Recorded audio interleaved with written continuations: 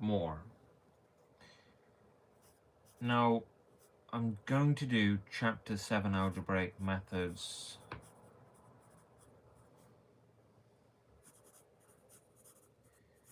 before I finish Chapter 6.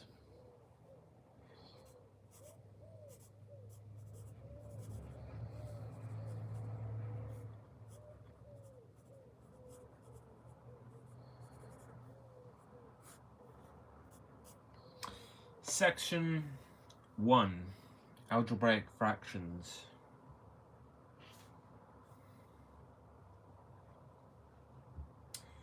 Simplify x squared minus 9 all over x minus 3. We factorize the top using the difference of two squares into x minus 3 times x plus 3 all over x minus 3. We cancel x minus 3 on the top and the bottom to reduce it to x plus 3.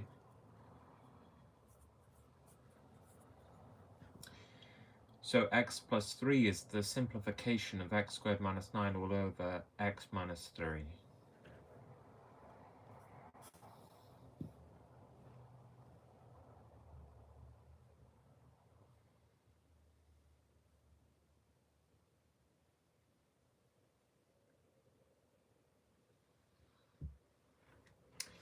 Simplify x squared add 5x add 6 all over x add 2. We factorize the numerator into x add 2 times x add 3 and cancel x add 2 on the top and the bottom to get x add 3. So x add 3 is a simplification of x squared add 5x add 6 all over x add 2.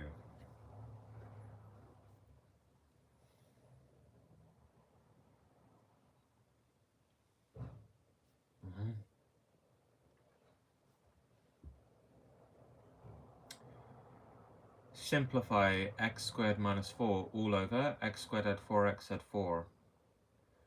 We factorize the numerator and denominator this time into x minus 2 times x plus 2 all over x plus 2 times x plus 2 and cancel an x plus 2 from the numerator and denominator to get x minus 2 over x plus 2.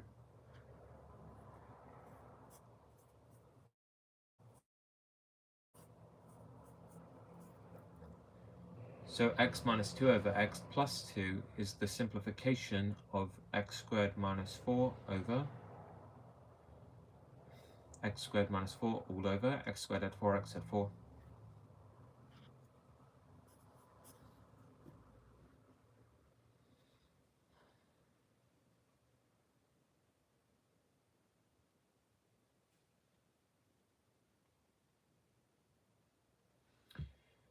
Write 1 over x plus 1 over 2x as a single fraction in its simplest form.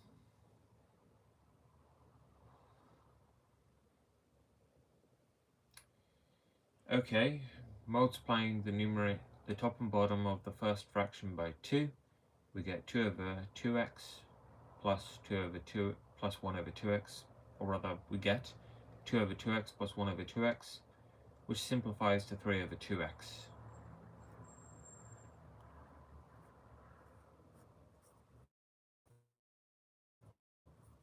So 3 over 2x is a fraction in its simplest form and the simplification of 1 over x plus 1 over 2x. And question 5.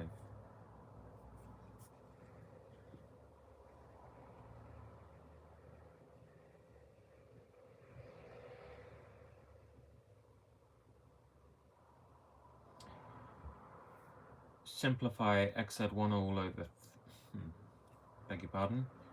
Simplify x add 1 all over 3 divided by x add 1 all over 6. So we can just do keep flip change here, and that turns into 6 over 3, which is 2.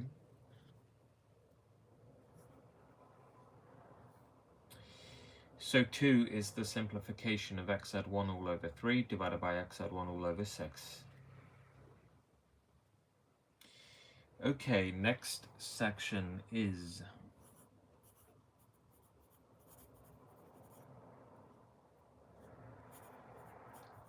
dividing polynomials.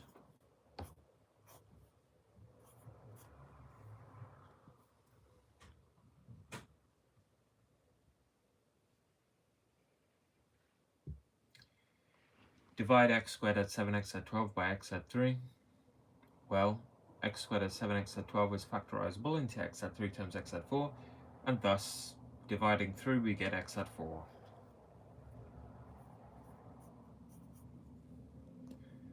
So x at 4 is the result of dividing x squared at 7x at 12 by x at 3.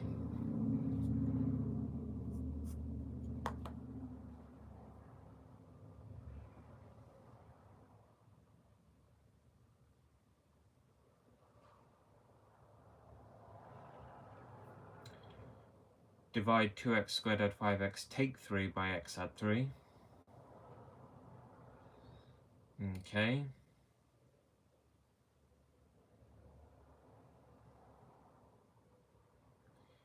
So 2x squared at 5x, take 3 is factorizable into 2x take 1 times x at 3.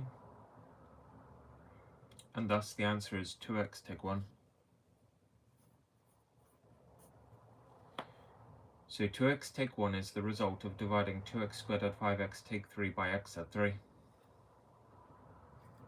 Hello.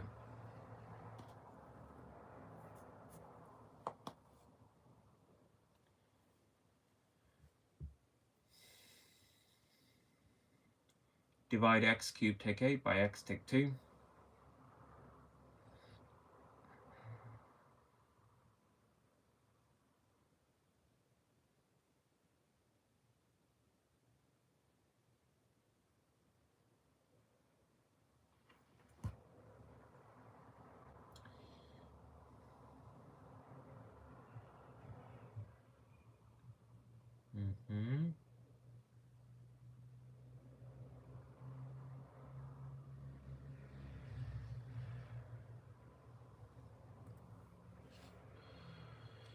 All right.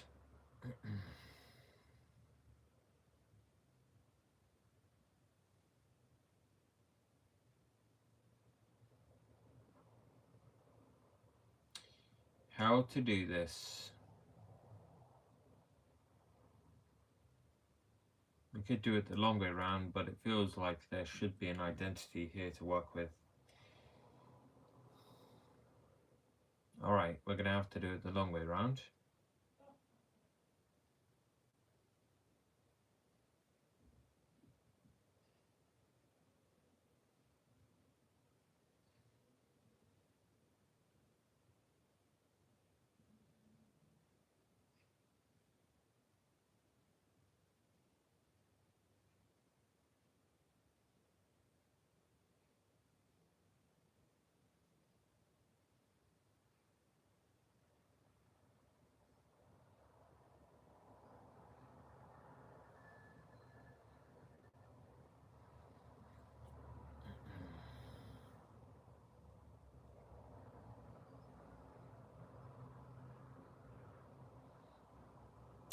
Feel like it might be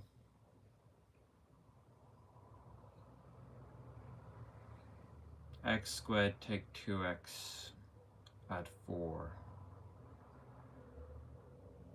X squared take 2x add 4. But now we have to check.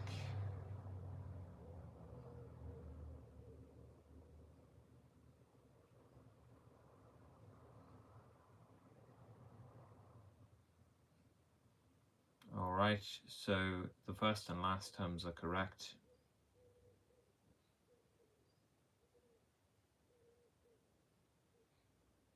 The quadratic terms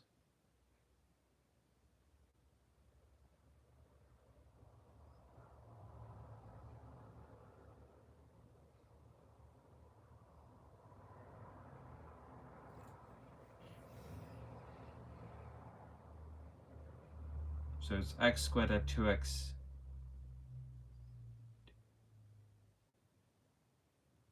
add 4. X squared at 2x add 4.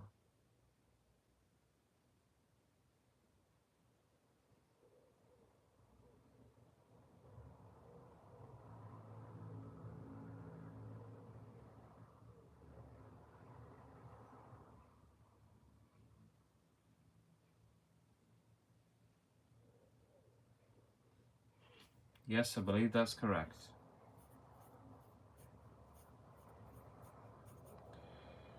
So x squared add 2x add 4 is the result of dividing x cubed take x divided by x take 2.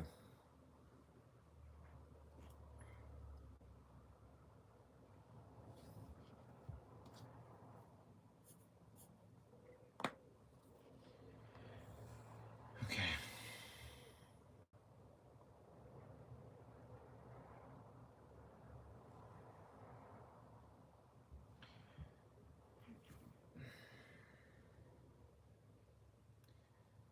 Find the remainder. Wait.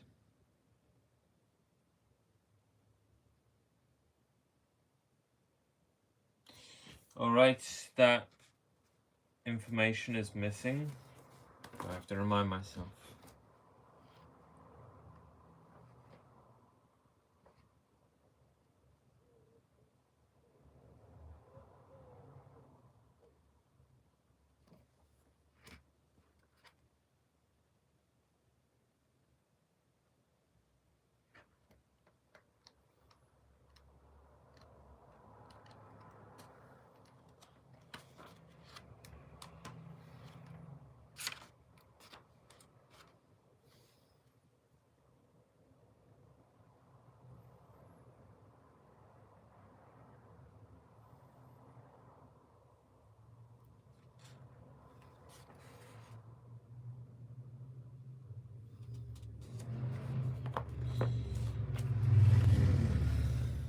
Alright, it's not in there, so I have to use this.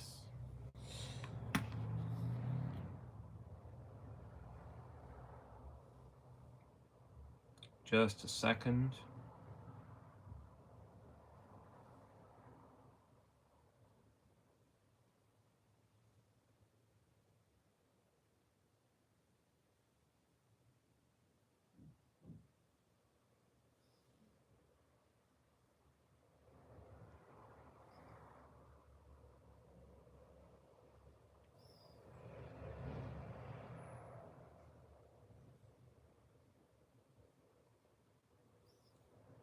Okay.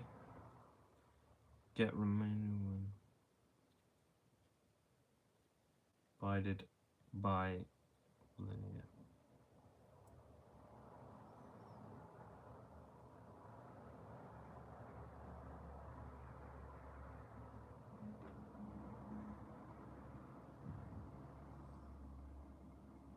All right.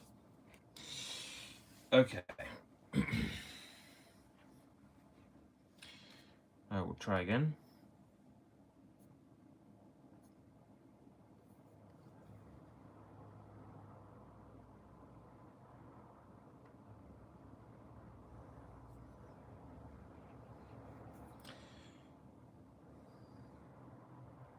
Find the remainder when x cubed take 2x at 7 is divided by x at 2.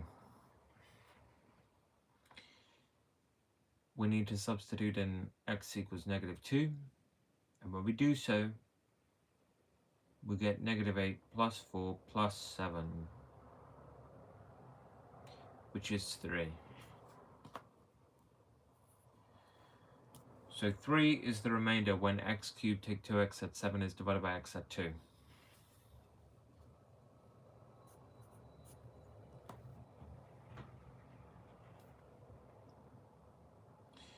Hello.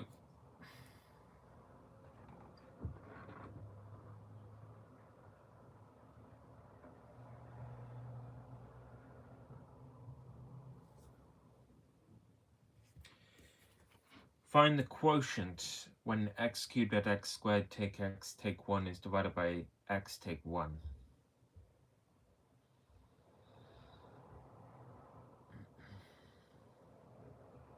Okay.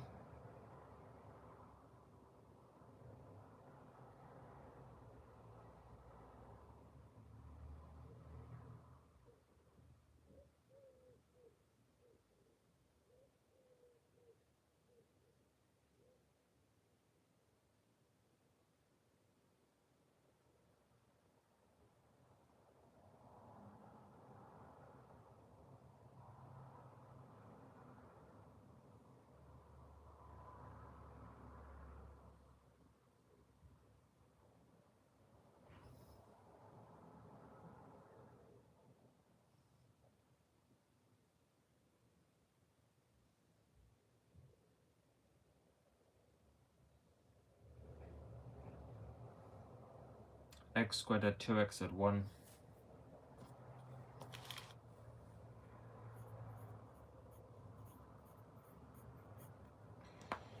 So I believe that x squared at 2x at 1 is the quotient when x cubed at x squared take x take 1 is divided by x minus 1. Yeah.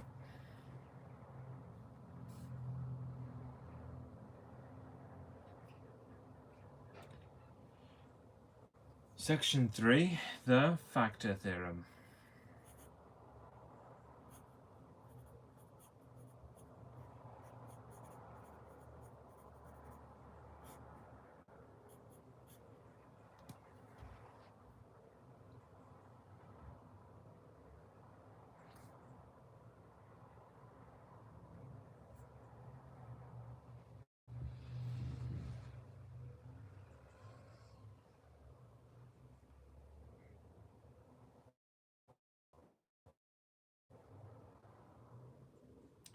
Determine whether x minus 2 is a factor of x cubed minus 3x squared plus 4 or not. So by the factor theorem, we have to substitute x equals 2 and see if we get 0. So that would be 2 cubed take 3 times 2 squared plus 4, which is indeed 0.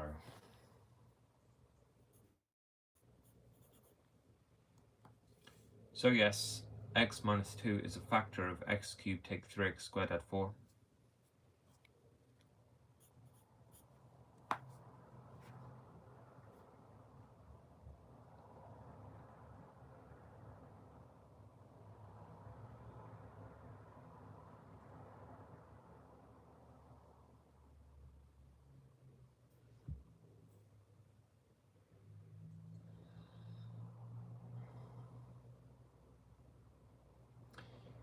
Given that x minus 1 is a factor of x cubed at kx takes 6, find k.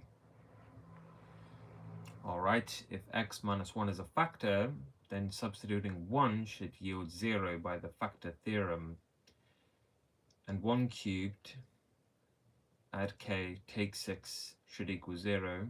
So 1 at k takes 6 is 0, so k take 5 is 0. So k is 5.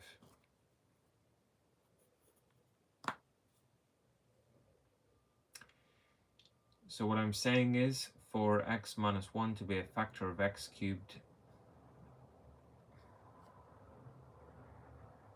for x minus 1 to be a factor of x cubed at kx takes 6, k must be 5.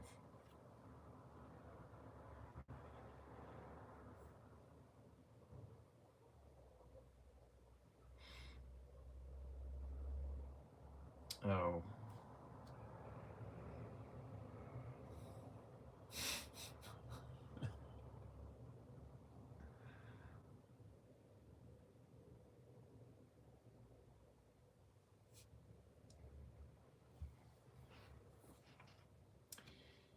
Given that x minus 1 is a factor, fully factorize x cubed takes 7x at 6. Alright,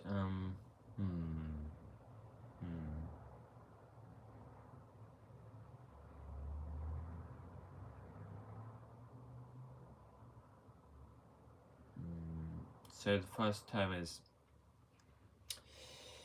x squared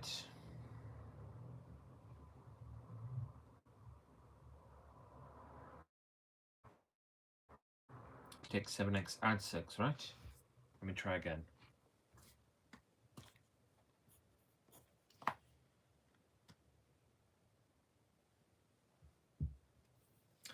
Yeah, given x minus 1 is a factor of x cubed takes 7x at 6, divide it.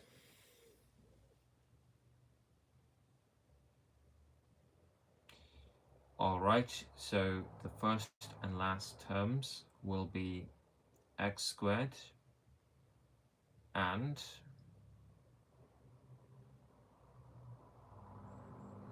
-6 respectively.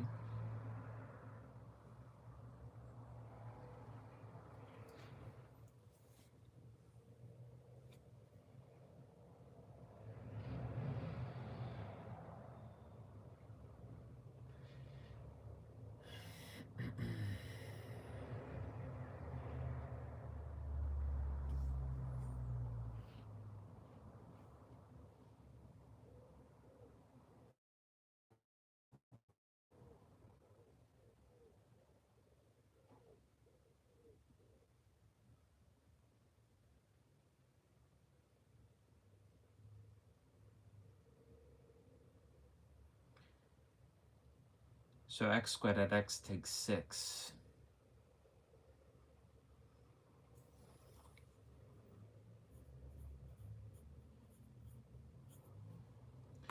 I believe x squared at x takes 6 is the result of dividing x cubed as 7x takes 6 by x minus 1.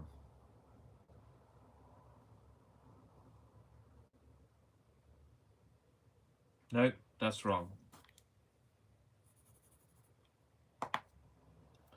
Okay, so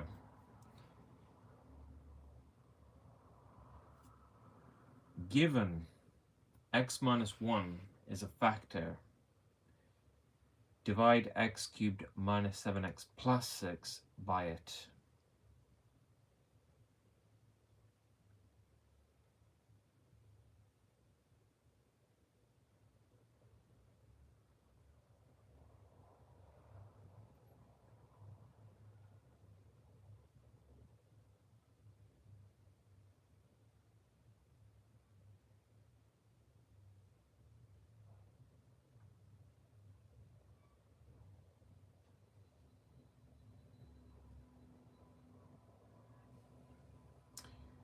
I still believe it's x squared plus x minus 6.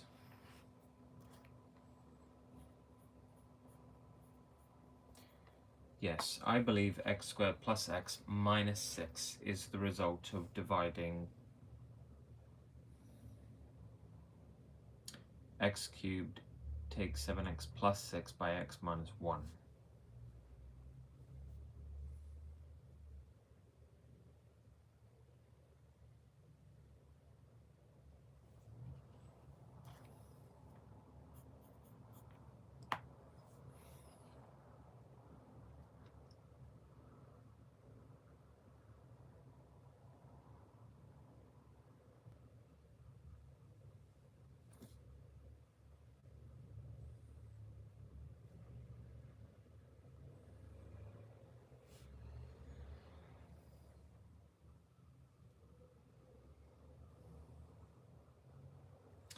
Oh my goodness me.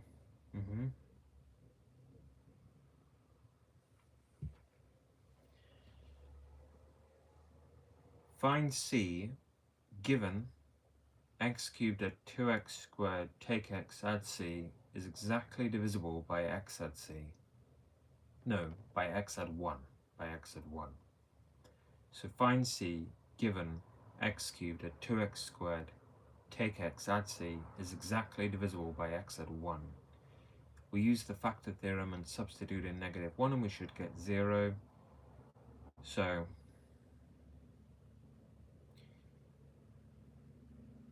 -1 plus 2 plus 1 plus c equals 0.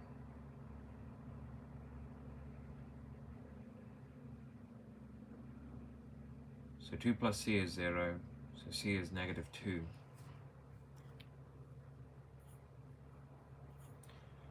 So c is -2 if x cubed at 2x squared take x add c is exactly divisible by x add 1.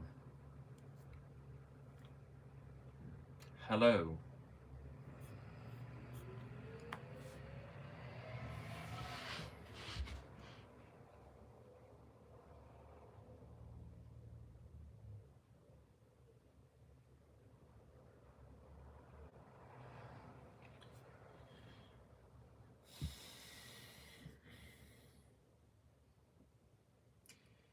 Use the factor theorem to state exactly one integer root of x cubed take 4x squared add x add c. Beg your pardon. Use the factor theorem to state exactly one integer root of x. Use the factor theorem to state exactly one integer root of x cubed take x squared add x add 6 equals 0. Right, so by the factor theorem, if we substitute in c and we get 0, or we get a truth, then x minus c is a factor.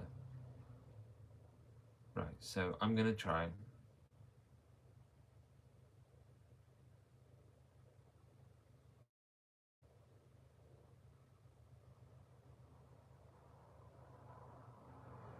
So 1 doesn't work.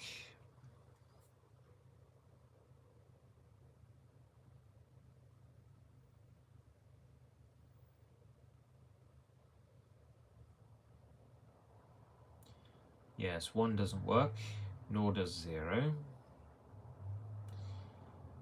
And 2, well, with 2 we get 2 cubed takes 16 plus 2 plus 6, which is indeed equal to 0, and thus we have x minus 2 being a factor. X minus 2 is a factor, but we say that 2 is a root. So to be clear here, I believe that 2 is a root of x cubed take 4x squared add x add 6 equals 0. Because 2 cubed take 4 times 2 squared plus 2 plus 6 is equal to 0, is it not? I mean, is that not 8 take 16 add 6 add 2? It is, and that is equal to 0.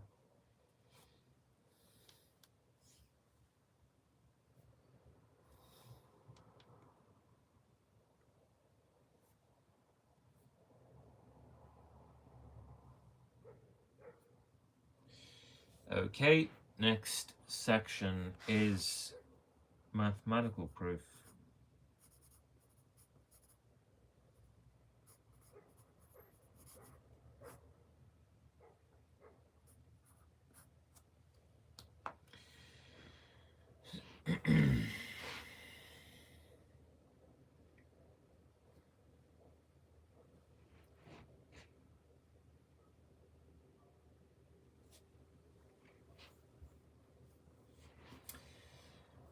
Find the value of big A in the identity x squared add 6x add 11 is identical to x add 3 all squared add A.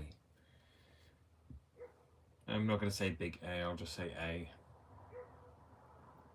as it doesn't really matter. So to be clear, find the value of A in the identity x squared add 6x add 11 is identical to x add 3 all squared add A. Well, x add 3 all squared is x squared add 6x add 9, and so to make it identical to the left hand side, A must be 2.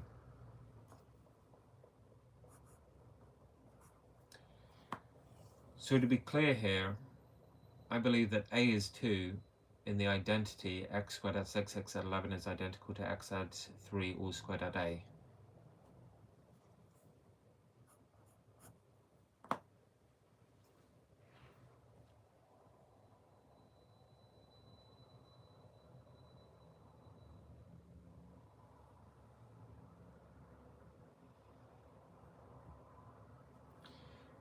Find A and B in the identity x squared take 10x add 30 is identical to x add A all squared add B.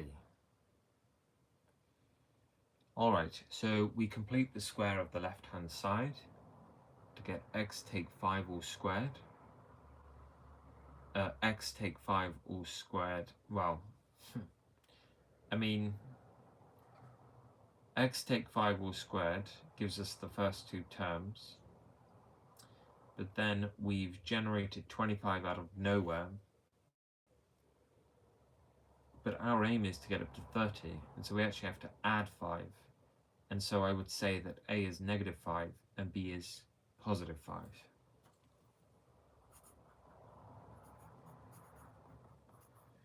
So I believe A is -5 and B is +5 in the identity x squared take 10x add 30 is identical to x add A all squared add B.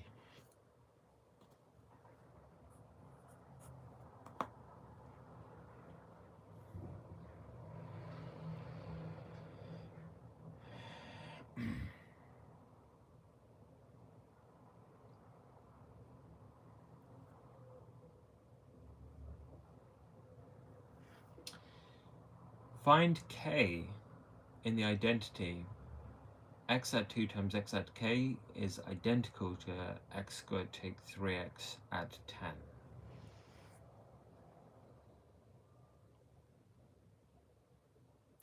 Now try again. Find K in the identity x take 2 times x add k is identical to x squared add 3x take 10. Sorry, I'm having trouble with that one. Find K in the identity x take 2 times x add k is identical to x squared add 3x take 10.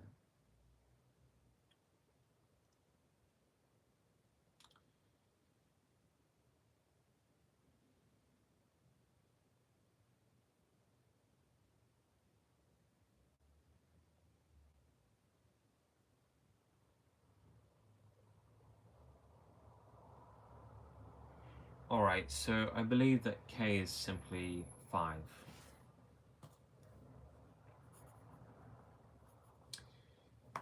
Yes, I believe that K is 5 in the identity x take 2 times x add k is identical to x squared take... I believe that K is 5 in the identity x take 2 times x add k is identical to x squared add 3x take 10.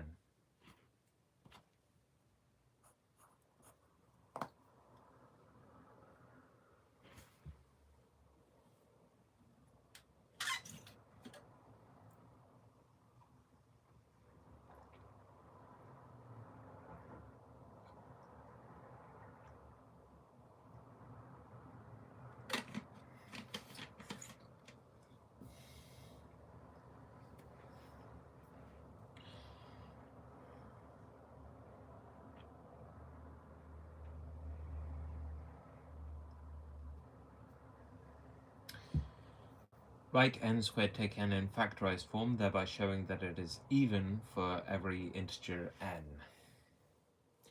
Well, of course, n squared minus n is n times n minus 1.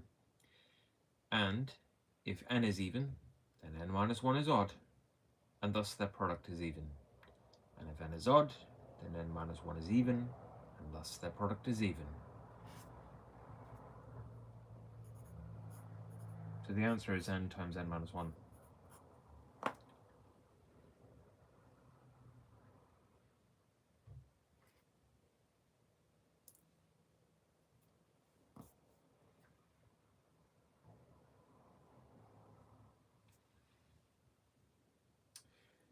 By completing this square, state the minimum value of x squared add 4x add 9, thereby proving that it is always positive. So to complete the square, we write x add 2 all squared. The expansion of this is x squared add 4x add 4. But our aim is to get 9 for a constant on the end, and thus we write x add 2 all squared add 5. Now, if x add 2 all squared add 5 is identical to x squared add 4x add 9, then no matter what value of x you choose, you will always get a positive output, as squaring renders something non-negative, but then we're adding 5 to it, and so it's going to be positive. So I'm just simply going to write x at 2 all squared at 5, and that will take care of x squared at 4x at 9. Okay, section 5 is methods of proof.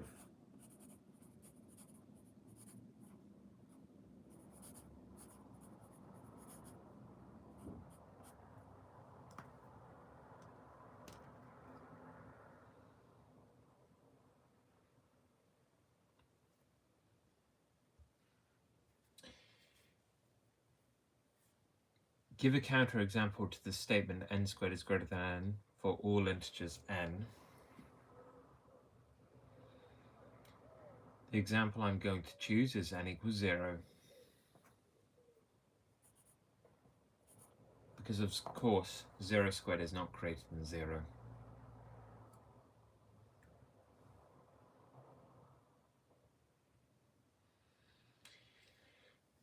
However, for better treatment of it, we should consider all possible counterexamples, right? And so we think n squared greater than n, that's the same as n squared take n is greater than 0. We factorize that into n times n minus 1 is greater than 0. We see that the two roots are 0 and 1. And so the only two integer counterexamples are 0 and 1.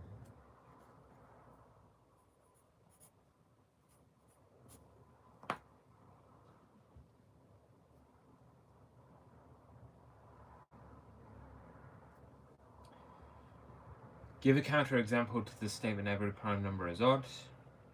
We merely cite the number 2. So 2 is a counterexample to the statement every prime number is odd.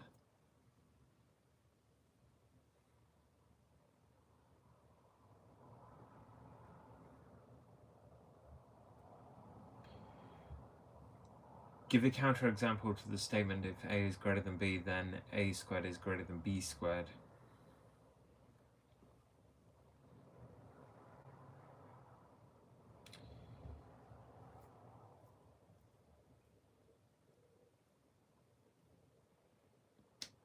Okay, a equals 0 and b equals negative 1.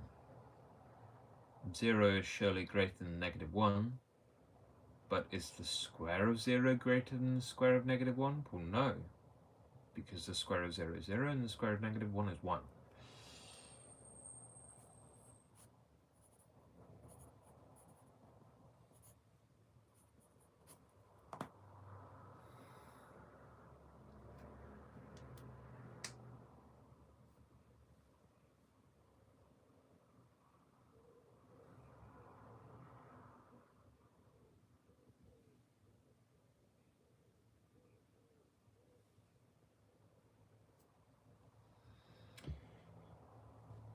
Give a counterexample to the statement that the sum of two irrational numbers is always irrational. The counterexample I will use is positive root 2 and negative root 2.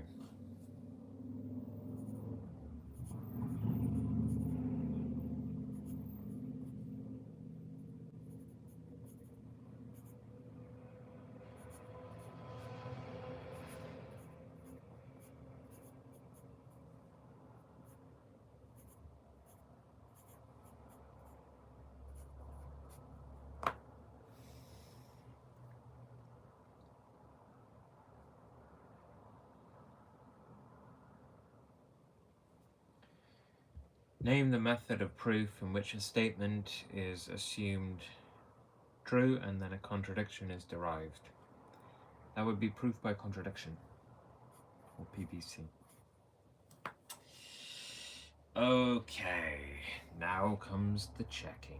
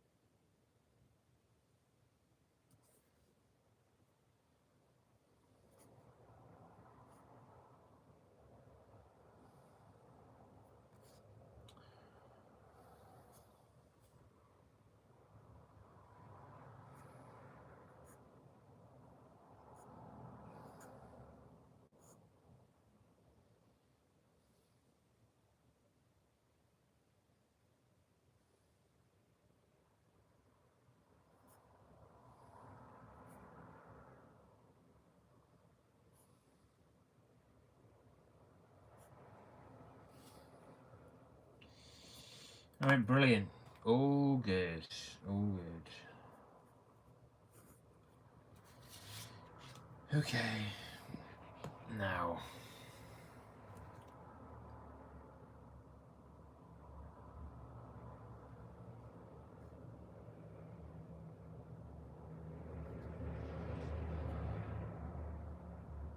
We're going to continue with chapter 6. Now, chapter 6 is very large and very hard, so, you know.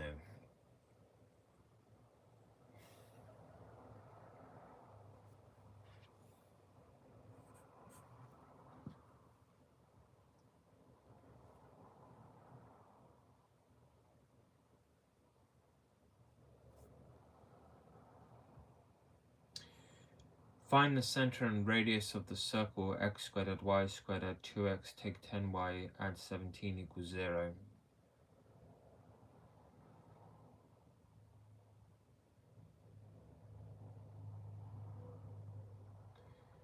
Okay, so the center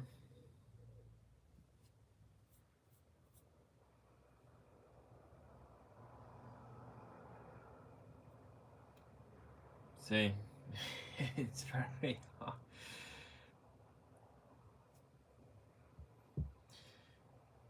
Find the center and radius of the circle x squared add y squared add 2x, take 10y, add 17 equals 0.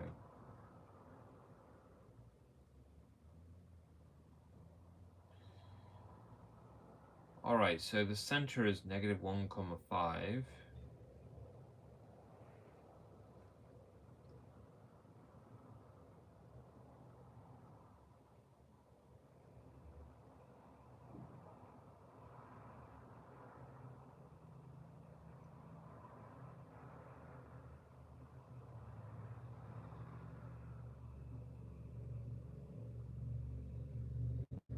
And the radius is 3.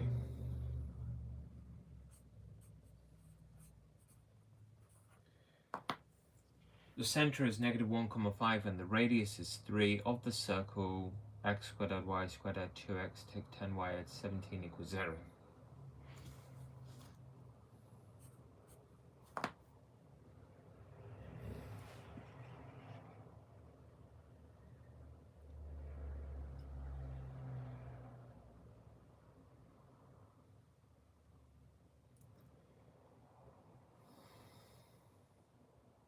Try again.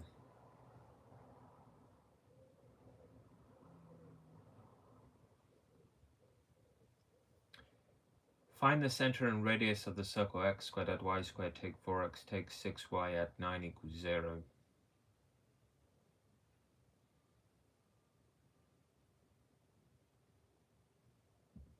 The center is 2, 3.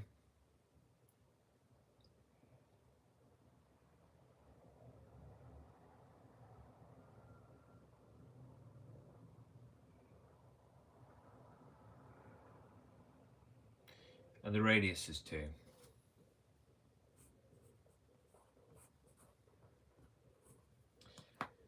So the center is 2, 3 and the radius is 2 of the circle x squared add y squared, take 4x, take 6y, add 9 equals 0.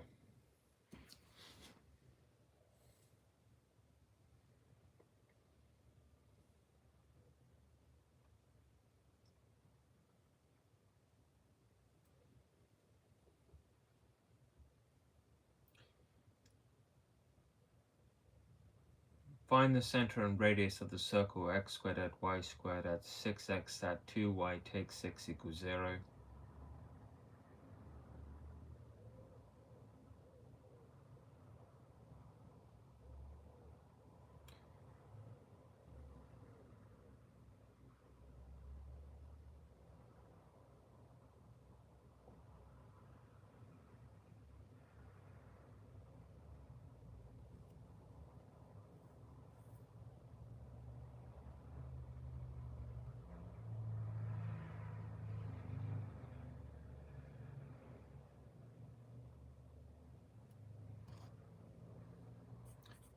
The center is minus 3, minus 1 and the radius is 2.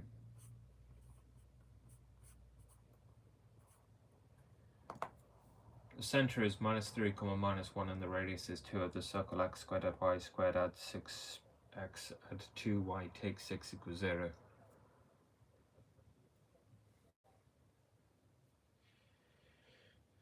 Okay, intersection of a line and a circle is the third section.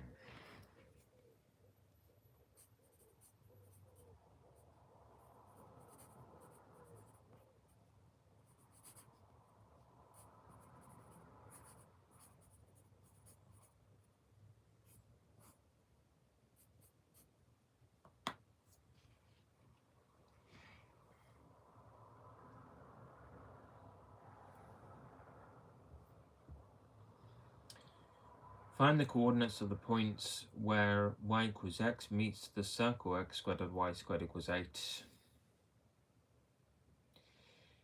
So we can just replace y with x and we get 2x squared equals 8. So x squared equals 4. So x equals positive or negative 2. And thus y is positive or negative 2 as well. So we get negative 2, negative 2 and positive 2, positive 2.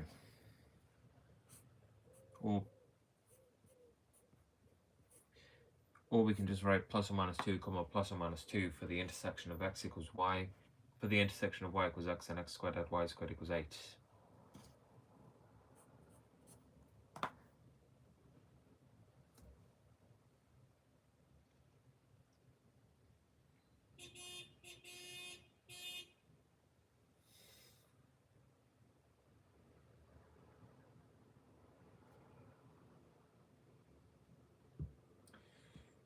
Find the coordinates of the points where y equals x at 1 intersects the circle x squared add y squared equals 25.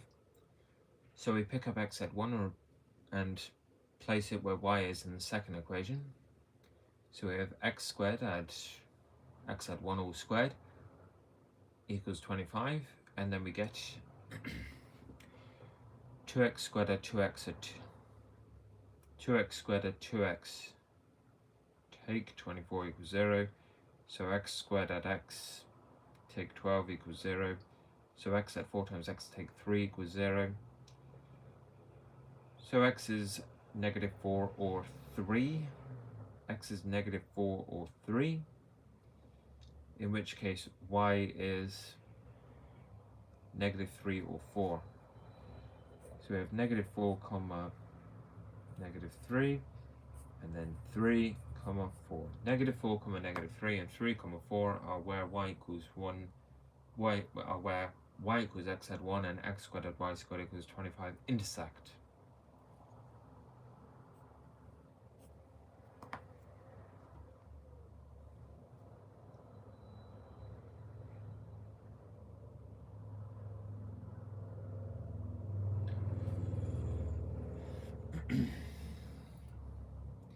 State the points of intersection of the line y equals 4 and the circle x squared at y squared equals 9. Okay, y equals 4 is a horizontal line passing through the point 0, 4, unsurprisingly. And the circle x squared at y squared equals 9 is centered upon the origin and has a radius of 3. So they don't intersect anywhere.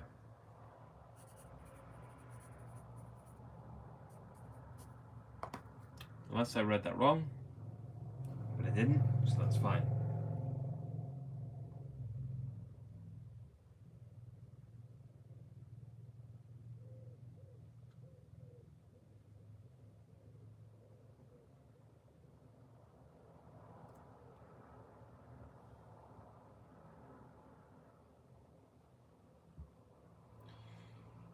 Find the value of k for which y equals k is a tangent to the circle x squared add y take 2 all squared equals 9.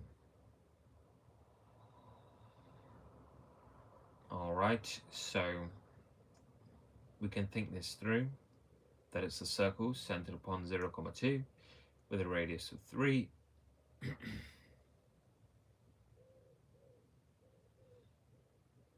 And if it has a radius of 3 and it's centered upon 0, 2, then the circle will go up to y equals 5, and it will go down to y equals -1.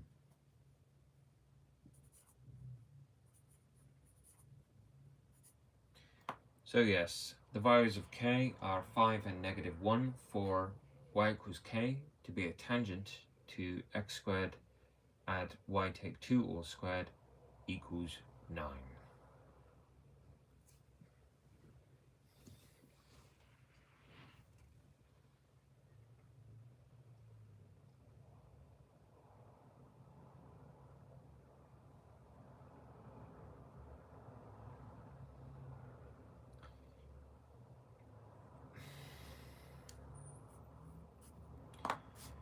Find the length of the chord cut from the circle x squared add y squared equals 25 by the line y equals 3. So the line y equals 3 will intersect the circle at 4,3 and -4,3. And this is a chord, a horizontal chord of length 8, of course.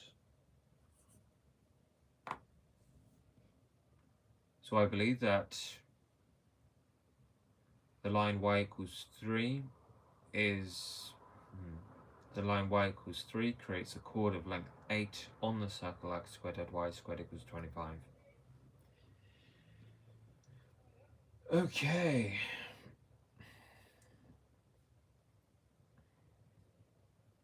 And now, equations of tangents to a circle.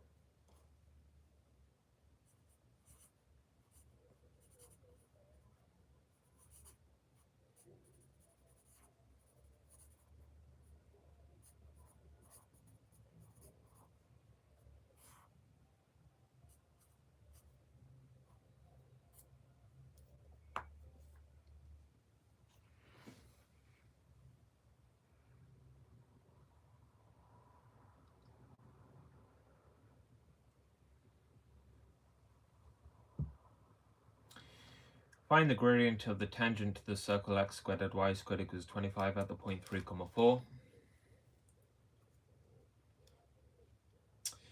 Alright, so the gradient of the line segment joining the origin to the point 3, 4 is 4/3, and thus the tangent to the circle at that point will have the negative reciprocal of 4/3, which is -3/4.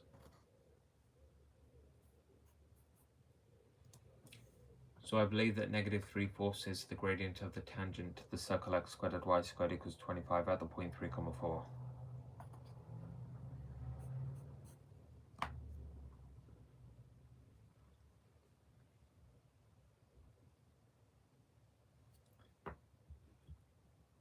Find the equation tangent to the circle x squared add y squared equals 25 at the point 3, 4. So as previously established, the gradient must be 4/3,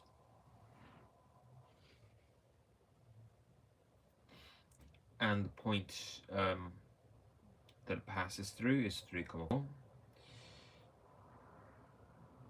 Actually, beg your pardon, we actually have to find the equation, right? Yeah, that's right, we have to find the equation. So it's actually wrong what I was doing there. Okay, so the gradient is -3/4, and we know that it passes through 3, 4. So we say y equals -3/4 x plus c, and then we sub in 3 for x and 4 for y. So we get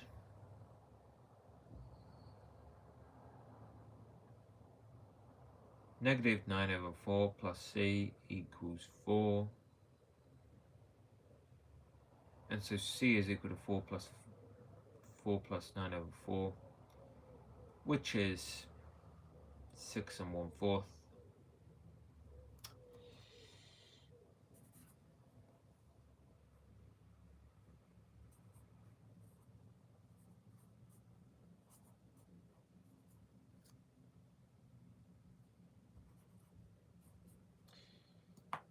So I believe that the equation to the tangent of the circle x squared at y squared equals 25 at the point 3, 4 is y equals negative 3/4 x plus 6 and 1/4.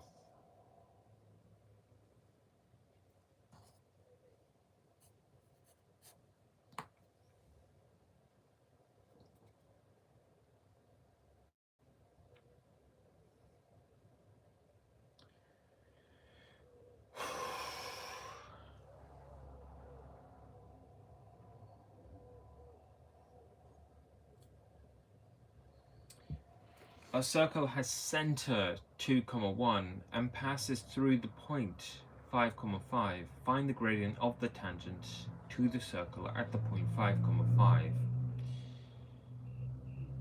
Alright, so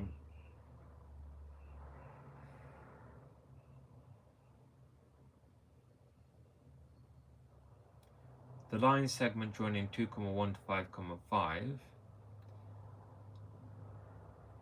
has a gradient of 4/3, and thus the tangent will have a gradient of negative 3/4.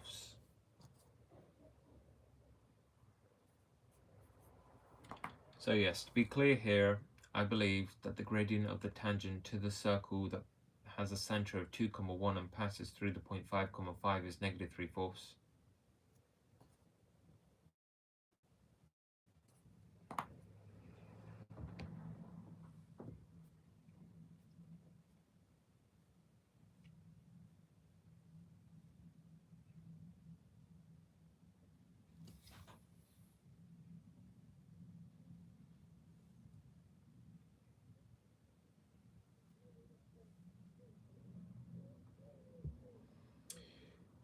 Write down the equation of the tangent to the line x squared at y squared equals 36 at the point 0, 6.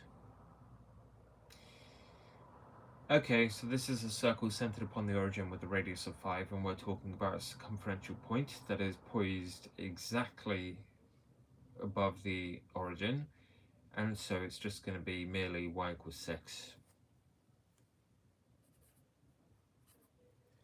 So I believe that y equals 6 is the equation of the tangent of the circle x squared at y squared equals 36 through the point 0, 6.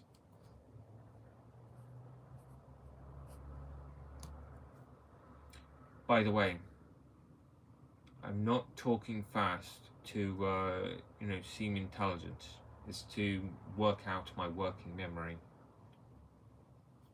It's good for you. I mean, I'm not going to talk like this in everyday conversation. That would be ridiculous.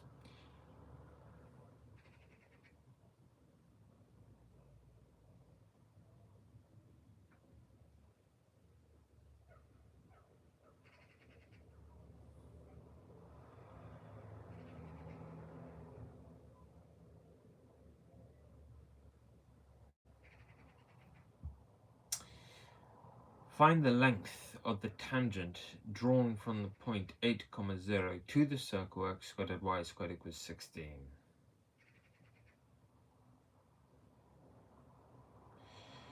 Alright, so the circle is centered upon the origin and has a radius of 4.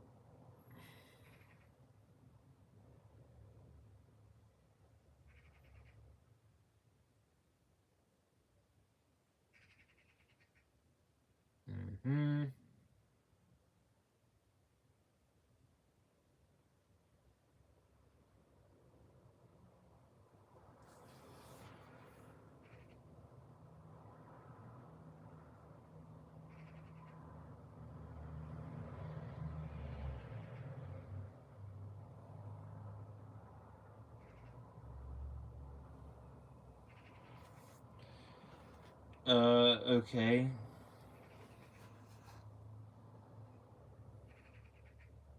Alright, so it's not quite what I expected. Alright, so I have to try a little bit harder than this.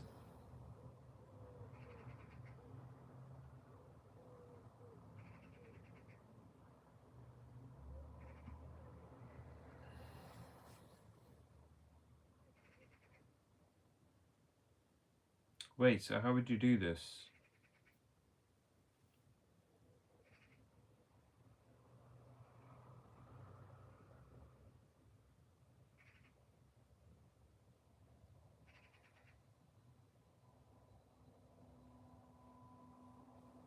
So it passes through that point, 0, 8.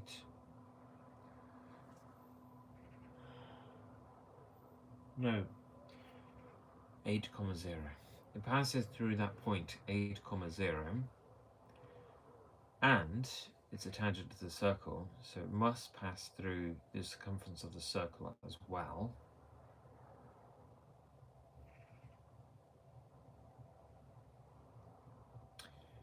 Now,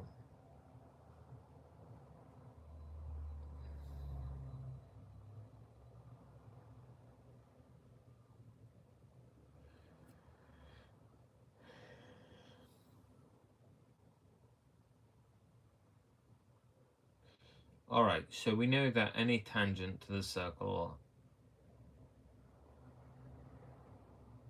the angle between the radius of the circle and any tangent to the circle is 90 degrees. And we can visualize a right triangle here, whose hypotenuse is a line segment upon the x-axis, so length 8. And the radius of that circle, x squared add y squared equals 16, is merely 4. So 4 squared add a squared is equal to 8. And 4 squared add a squared is equal to 64, rather. So 64 takes 16 is 48. So it's root 48.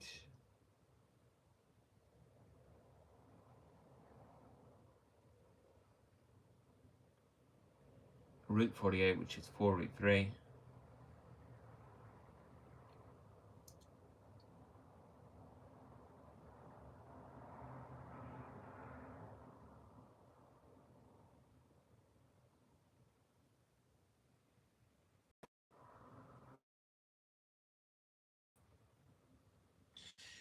I don't know why this one is actually giving me a little bit of trouble. Perhaps I'm just a little bit tired. You know what? Well, we can return to this, as we said. So, anyway, it's all good. It's going okay so far. That's great.